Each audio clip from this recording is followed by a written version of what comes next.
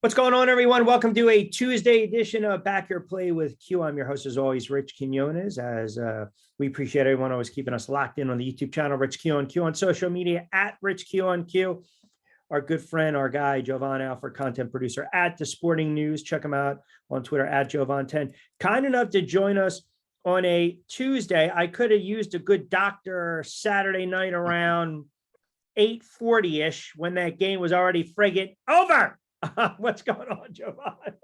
I'm doing good, man. Happy to be back on from now to another week of football. Pro season's almost over, but glad to be on. Yeah, listen, so we'll start with the Eagles and the Giants. I didn't have these illusions that the Giants were going to go on the road into Philadelphia and beat the Philadelphia Eagles. You know, your heart can wish it, and your mind can wish it. But at the end of the day, it's all about talent and X's and O's. Little surprised they got punched in the mouth and they couldn't recover. A lot of Giant fans were up and down on my feed on social media. What'd you think of the 4th and 8? I had no problem with it. 3rd and 3, I would have suggested, hey, run it. Don't have them drop back to pass, and then run it again on 4th down if you don't pick it up, or I should say throw it on 4th down if you don't pick it up. But again, back-to-back sacks. I thought it set the tone. I thought the first play, I think it was Smith, correct me if I'm wrong, the 40-yarder reception. I think that was the first or the second play. I think they ran the first play and then they went over the top. Exactly, which totally set the tone. So there's a lot of things that it didn't sit well with me. They ran for 250 plus, did the Philadelphia Eagles. But look, they're the better team. We can all agree. And if anyone decided to grab the Eagles in the points, you were looking pretty good. 38-7, and now they get set for the 49ers. So I don't know how much stock you kind of put in that game and that performance by the Eagles, but that's just an example of taking care of a team that maybe was reading their press clippings a little too much in the Giants, and then they got smacked around and the Eagles handled business. Yeah, I mean, honestly, I'm surprised the game went the way it did, because I expected the Giants, especially even though we knew what happened when they played the first time and the second one, we don't really count. We just looked at how they played the previous week against the Vikings. You're like, oh, this team's playing with confidence. These guys are executing, they know what to do. You think, all right, they might lose this game, but you would still expect the execution. You still expect the little tiny details that they 100%. did so well against Minnesota to carry over. And it didn't, right? Like you said, the Eagles defensive line was able to get after Daniel Jones. And that was one of the keys to victory, right?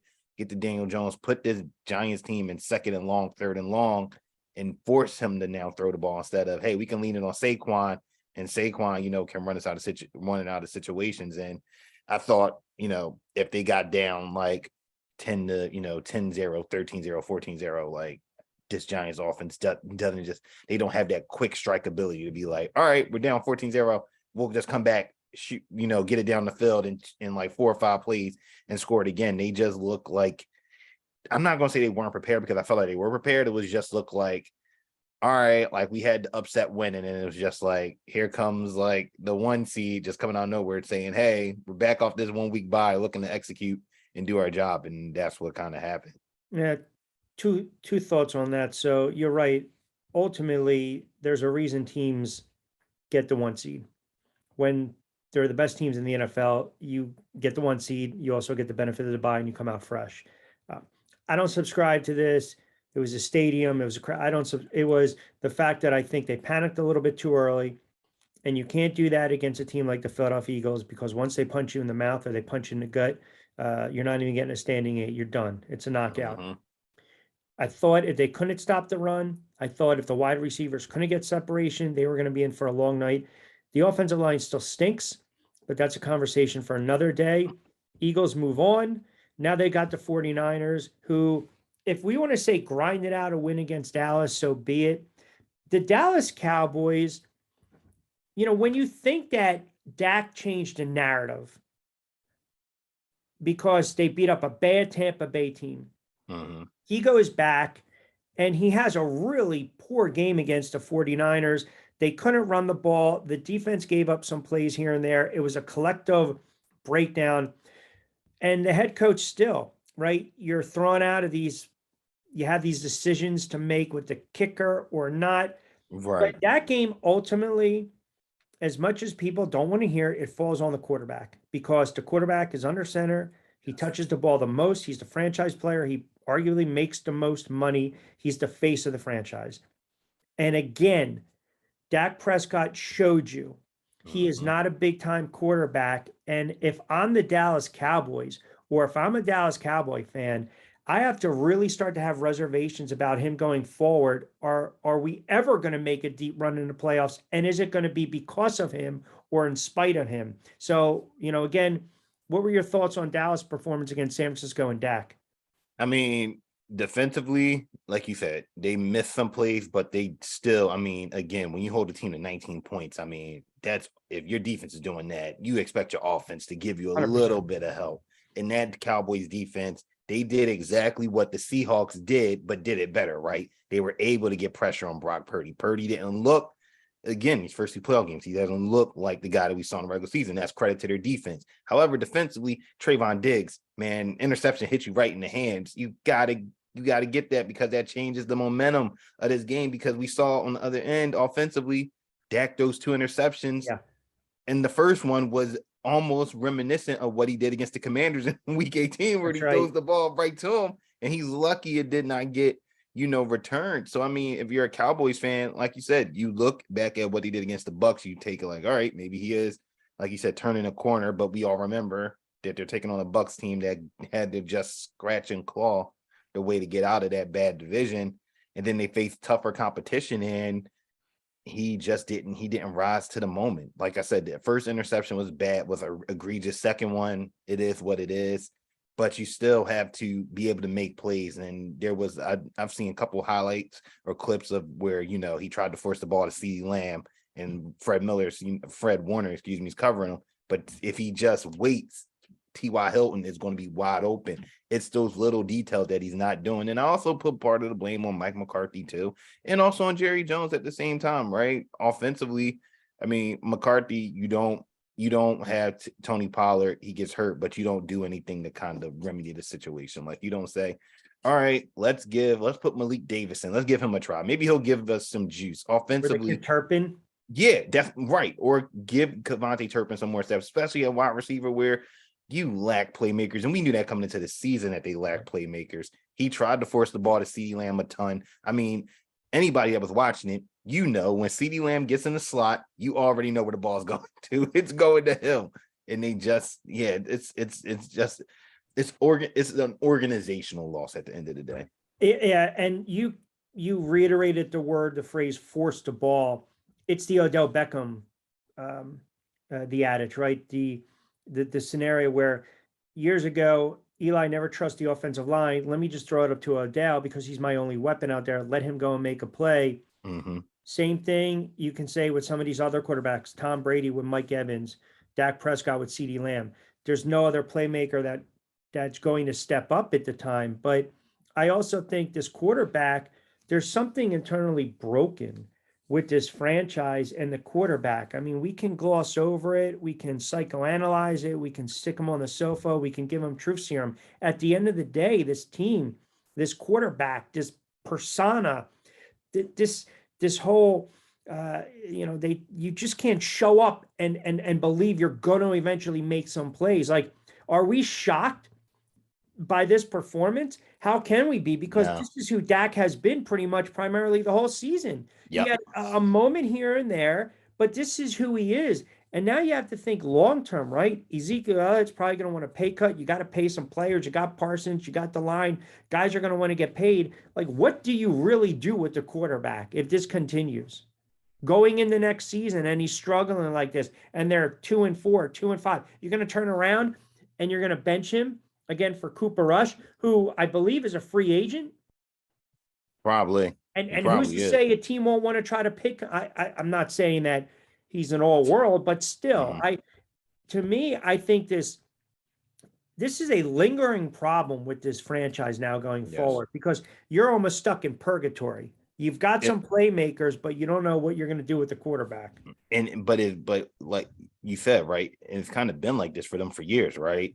They haven't been able to, and we see this with other organizations, right? After that golden era of Yep. quarterbacking Drop off. leaves, there's a significant drop off, and you're trying to find the next guy. And for Dallas, they haven't been able to. Right after Aikman, we're talking about Quincy Carter, we're talking about Vinny Testaverde, we're talking Drew Henson, we're talking, Tony Romo, they thought they yeah, had it. yeah, Romo, and then he had a good stretch, for a guy that nobody expected anything, but then the back gave Yep. out. So then they was like, all right, we'll give it to Dak. Dak has a couple moments, but now he's starting to be turnover prone, almost like a quarterback he's played for the Eagles and Carson Wentz, where you're just making throws and you're like, what are you looking at? What are you diagnosing?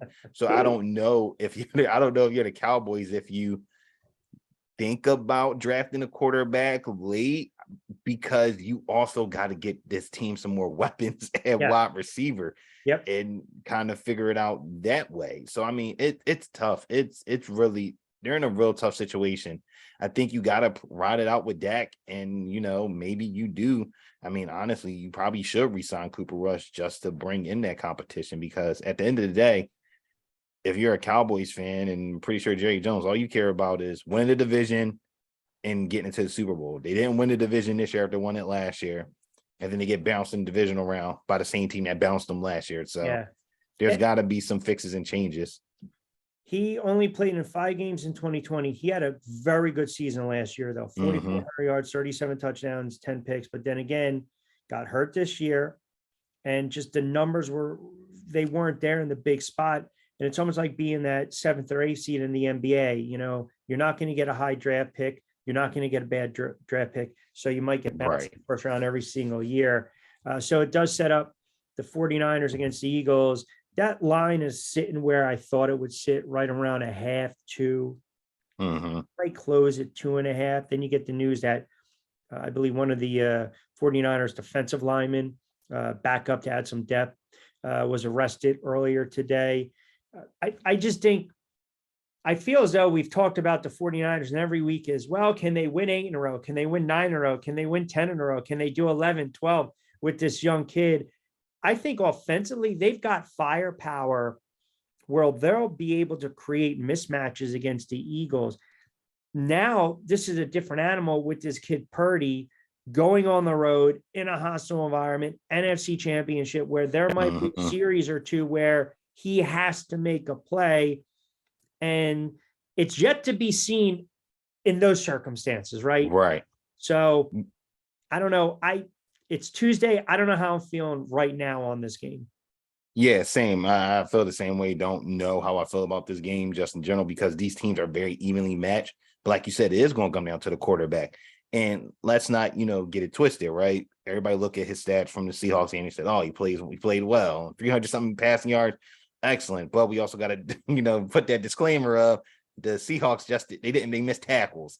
And a lot of his passes were run after the catch, which I don't blame them. If you got guys like Deebo Samuel, Brandon Ayuk that can get yards after the catch, hey, get it how you live. And, he's been doing that. And then, but at the same time, we looked at how he played last week. It wasn't that special either. He threw no touchdowns, but he didn't throw no interceptions. So I think the key in this game is, like you said, they're going to have, they're going to face a team that has, guys that can match up, right? Darius Slay, Debo, James Bradbury, Ayuk, George Kittle with CJ, JG, right? Yep. You're matching those guys up. It's going to be, can that Eagles defensive line get pressure on him? Because we saw, and I've heard people point this out too, and I've noticed it for the past 2 games, with Purdy, is that when he rolls out of the pocket, he's not stepping up. He's going backwards. And it's like, you can't do that. Because it's going to hurt you in one of these games, because you're when the pressure comes, and I guess this, obviously comes with quarterback, when their development, you learn, you don't want, if you're going to run out of the pocket for pressure, don't keep on trying to extend the play. Either you're going to run or you throw the ball away, and he's not doing that. So I think for the key for the Eagles in this game is, can you get pressure with your front 4 where you're not saying, hey, I got to bring 5 or bring 6, even though Gannon doesn't do that. So this is where their depth comes into play on Sunday. Yeah, I think that's a great point you bring up. And to further illustrate it, you go back to the Dallas game where he started to roll to his left and then he spun around. He was thinking about throwing across his body. You start to do that, that drives a head coach. That's maddening. And to your other point, when he's rolling out, he never really sets his feet or squares his shoulders. So no.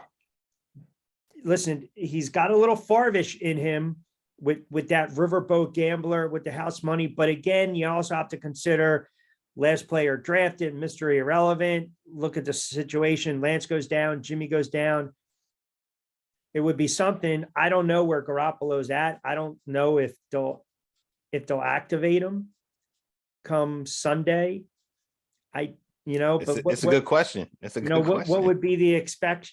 I don't know. You're talking about a quarterback that's missed how many weeks now? And you probably got to deal with a little atrophy. The strength isn't there. So I firmly believe, and I stated this months ago, if the Eagles don't get to the Super Bowl, it is a colossal failure because how everything was set up for them this year, and they were arguably the best team in the NFL. And Hurts goes down, but they still were able to maintain the top seed in the NFC. I don't care who you played. You have no control over who's on your schedule. You're allowed to stub your toe here and there. But I think people have just kind of penciled them in already in Arizona. And, maybe part of it was, look what they did to the Giants. Look at San Francisco coming in with a young quarterback, unproven, untested. And they're looking at this game where they should win this game by 6, 7, 8 points. I don't necessarily believe that. I can only say what my opinion is. I can only share it. And I think if they lose this game, they don't get to the Super Bowl, the season was an utter failure. Yeah. I mean, I could see that because, like you said, just basically everything you laid out, like it was set up for them. And I mean, for a lot of Eagles fans, like there is going to be disappointment if they do lose, right? But if you want to look at the positive, which is going to be hard to do if they do lose, right? You look at the positive, you look at it as, we didn't think that no one thought that this team would even be, in the upper echelon of, hey, you're going to win the NFC, right? Because remember, before the season, everybody's talking about the Rams, before they all got hurt, right. The Bucks, even people were talking about the Packers going to the Super Bowl with even out Devontae Adams. So I think for Eagles fans, if that scenario were to play out, there's going to be people disappointed and frustrated because, like, hey, you just got beat by a rookie quarterback, right? Mr. Irrelevant, but they also have good head coaching, right? They have good coaching. And I think that's going to be another factor too. But your mindset changes though.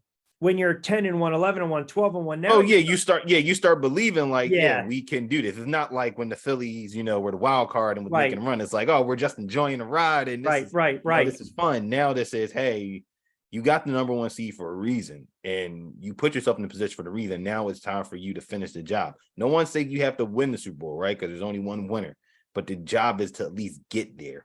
Yeah. And they have the opportunity with them being home now for the second straight week. And speaking of opportunities, I thought Jacksonville had opportunities once Mahomes goes down. I think it changes the complexion of the game. Jacksonville's a team on the rise, but I think it also proves to just the coaching job that Andy Reid has done in Kansas City. First, Mahomes goes down, you throw in Chad Henning, and he makes, for some reason I'm watching it unfold and I'm thinking Chase Daniel was coming in the game, and I forgot that was a couple of years ago when they called to play. But it just speaks to how disciplined the team is. Jacksonville gave them fits. I think Jacksonville's on the rise. Jacksonville's going to have some money. Jacksonville has some talented players, Ingram, Lawrence, Kirk. I mean, they've got the good head coach. So Kansas City did what they had to do. Looking at the line, though, the line tells me that Mahomes, come hell or high water, is going to play. It's just a question of how effective he's going to be. Yeah, no, I agree. And I think when we saw him, get hurt, it's crazy. Him and Tony Pollard kind of got hurt the same way. It's just the one guy ends up with the broken leg and he gets a high ankle sprain, which is still nothing to sneeze at, right? That's a multi-week injury and he's going to play. But we saw even when he was playing, when he came back out of halftime, he wasn't the same guy, right? You didn't see the same push off that he was able to get on his throws. He was really a statue quarterback because he couldn't really move. So how does that, for a team in Jacksonville, I felt like they didn't blitz enough like they should have. I think the Bengals are going to be a little bit more aggressive especially with Trey Hendrickson and Sam Hubbard, off the edge. So it's going to be interesting to see how Andy Reid and Eric Bieniemy kind of devise this game plan, because you don't want to put Mahomes in harm's way, right? Because even though he's saying he's going to play, but like you said, how effective is he going to be? Is 75-80% Patrick Mahomes good enough? Maybe. It just depends. Are you going to lean on that running game? I think that's going to be huge too. Like, are you going to say, hey, Pacheco, we saw what you did last week against Jacksonville. We're going to give you the same amount of carries. We're also going to mix in Jerick McKinnon, who did an excellent job last week of pass pro when Mahomes basically couldn't move. So it's going to be up to that coaching staff to devise another good game plan, because this Bengals team, they don't care. That's one thing about this team. They don't care who's on their schedule. Like, regardless, they talk a little bit, well, more so Eli Apple, but they talk, but they don't care who's on their schedule. But I think they also showed the rest of the NFL, to your point, where we know their history against Kansas City, and they went into Buffalo. Yep. In a hostile environment, a team that every one of their mother almost said, this is a team that's going to win the Super Bowl. And I told you before we started, I love Cincinnati on the money line. I felt, remember last week, I felt Buffalo was leaking a little bit of oil, quarterback making mistakes. I think the Hamlin thing everyone kind of comes back down to earth. And he went out there 23 of 36, 2 touchdowns. Mixon, 25 carries, I thought, over 100 yards. That. Yeah, he needed, but then you look Buffalo and you have your quarterback drop back to pass 42 times. They ran the ball 19 times for 63 yards. The quarterback had 8 of those carries for 26. Take him out of that. Now you're looking at 11 carries for about 40 something odd yards, where that to me falls on play calling and coaching. And this team got so tight. When you watch that game unfold, they got absolutely so tight. And I believe that first series, when they overloaded the one side for zone and then man-to-man, and Cincinnati shredded them apart, I said, wow, this Cincinnati's going to win this game. They set the tone for that game. They punched them in the mouth, and Buffalo never responded. They didn't, and that's one of the biggest issues with Buffalo. I mean, I've seen people say, that Josh Allen doesn't, have weapons, which I think is preposterous to say, because he does have weapons. But the bigger question is about Josh Allen. I don't want to put him in the same category but as Dak Prescott, but come on, he's made some egregious turnovers that, we saw hurt him in that Miami game. Luckily, they were able to escape, right? But that's part of the leaking oil, right? You're leaking oil, and then the head coaching, you don't do a service. I don't care who's at quarterback, right? It could be Mahomes at quarterback. You're not dropping Mahomes back 42 times in a game where you got to run the ball. And that's been the biggest issue with me for the Buffalo Bills is I understand you have a quarterback with the rocket arm that he can just fling it down the field. You got, Stephon Diggs, you got Dawson Knox, you got Gabe Davis. Like, you got playmakers at the wide receiver position, but you don't effectively use the running game enough. And that's going to be the biggest thing that holds this team back, because you look at the teams that are left, all of them run the ball in some capacity. Even the Chiefs do, right? And a lot of people don't think of the Chiefs as this run-heavy team. They're not run-heavy, but they still will give their running backs 15 to 20 carries. And Buffalo's not even doing that with Devin Singletary and James Cook, who are not bad, running backs at all. Josh Allen, last 2 games of the regular season, lit it up touchdown-wise, but he also threw 3 picks in 2 games. You look at the playoffs, he threw 2 picks in the wild card game against Miami, a game that Miami could have won, and then he threw the pick, 25 of 42, 1 interception, no touchdowns, mind you.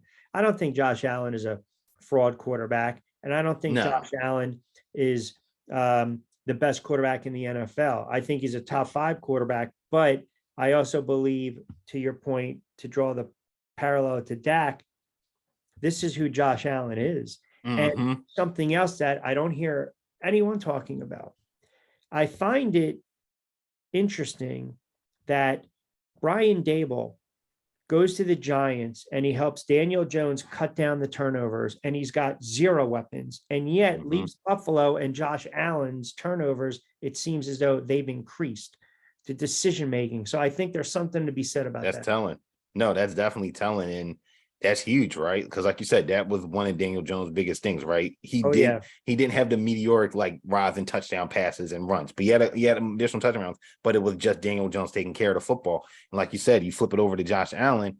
We looked really from, I want to say, from the Thanksgiving game against the Lions on, that's when the turnover issues really started to become an issue. And it was more so they weren't happening like middle of the field. They were happening inside the red zone where you're losing. You can't do. You can't do that. And he also has, and we mentioned it before, he also has that gunslinger mentality where he doesn't put a lot of touch on his passes. He thinks like, yo, I can just zip this ball in there at 200 miles per hour and the guy's going to catch it. It's like, nah. But I also think, again, this what happens when you don't have day ball, right? Because I think that this Bills team sometimes leans on going too vertical a lot of times when you have guys that can do work underneath to like build those type of things. Because we see that with the Giants, right? They don't have, the Diggs or even the Gabe Davis, but they are able to beat you underneath with those guys, get them open in space, make free plays.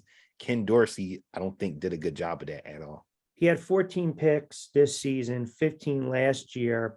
But as you alluded to, someone might say, well, see, that really isn't coaching. It's if you throw 4 or 5 red zone picks in a season, that's bad. Coaching. Yeah, that's the lack of coaching.